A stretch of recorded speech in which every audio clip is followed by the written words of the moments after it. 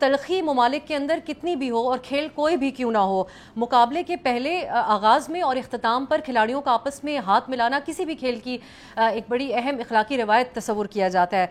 बतौर खिलाड़ी आपके लिए कितना डिसअपॉइंटिंग था जो रवैया कल भारत की तरफ से अपनाया गया?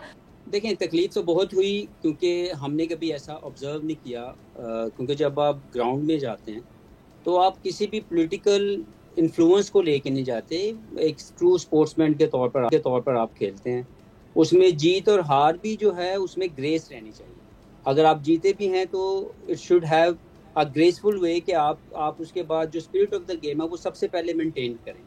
तो मुझे लगता है कि इसमें जानबूझ के ये सब कुछ किया गया, ये प्लान था, ये कोई अचानक दिमाग में नहीं आया होगा। और मुझे ज़ाती तौर पर मुझे भी और आई एम श्योर कि बहुत से लोग जो दुनिया में क्रिकेट के फैंस हैं उनको ज़रूर तकलीफ़ हुई होगी ये सब कुछ देख के, और इसके ऊपर प्राउड फील किया जा रहा है। जो और ज़्यादा तकलीफ़ है वो ये है कि ऐसा करके वो अपने आप को इस पूरे खेल को पोलिटिसाइज़ कर रहे हैं, जो कि ठीक काम नहीं है।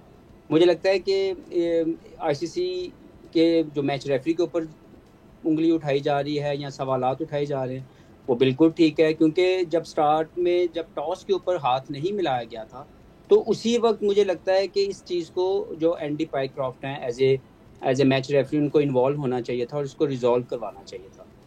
फिर मैं दूसरी तरफ जाऊं तो पाकिस्तान क्रिकेट बोर्ड की भी जो मैनेजमेंट वहाँ पे मौजूद थी उनको भी इस चीज़ का पता लग गया कि ऐसा हुआ है, तो उनको भी इसको राइटली रजिस्टर्ड करना चाहिए था। चाहे वो कुछ देर के लिए मैच को रोका जाता या कुछ भी कोई ऐसी चीज़ की जाती जिसके साथ एक राइट प्रोटेस्ट जो था वो आपका रजिस्टर्ड होता, जो कि नहीं किया गया।